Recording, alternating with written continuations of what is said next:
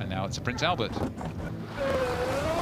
So this time we've got Coxes, Cox Fours, student men's Cox Fours, Sheffield University, and Lady Margaret. We've had a couple of Cambridge colleges, and Lady Margaret in the red down the years would have been winners on a number of the trophies here. Club and other rowing has got stronger, but it's great to see some of these colleges back on the Henley track, and they're off to a good start. They are off to a good start, and you can see a really nice line along the island here from the crew in red here from Lady Margaret Boat Club, and the Cox really a long way up out of the boat.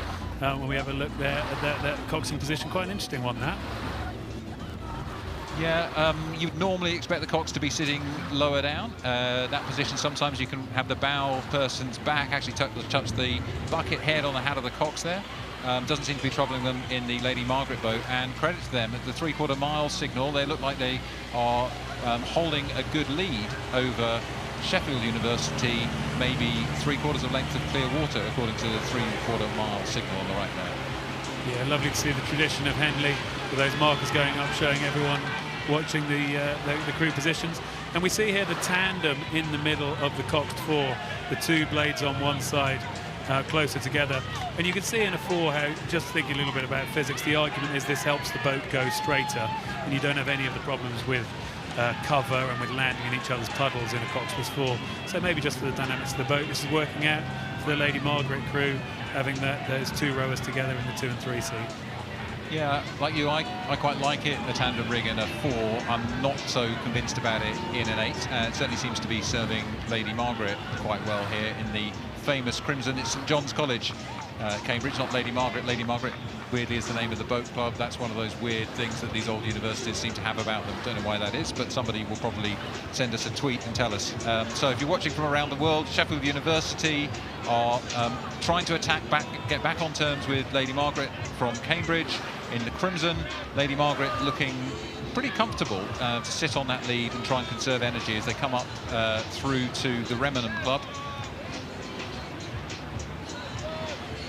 Yeah, they are looking fairly comfortable here. Again, I don't think they've strayed off their station too much. It's Gwyn Batten umpiring this race, just holding a hat on because the wind has just picked up a little bit on the course. You see those flags.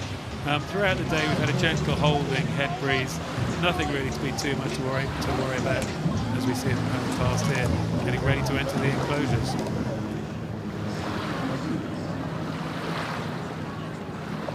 Lovely evening sunshine streaming across the 2,112 metres of the Henley Regatta course here in the evening session of racing. We've still got another 10 races to come. It's been an absolutely packed 80 race day today, Greg. We've seen some tremendous races, and we've also seen some new faces that we hope to see back at Henley in years to come. New faces, new events with the student women's 8, the junior women's 8, all of this regatta. So yeah, no, just really exciting to be at the regatta and get so many people out on the water and actually competing at Henley Royal.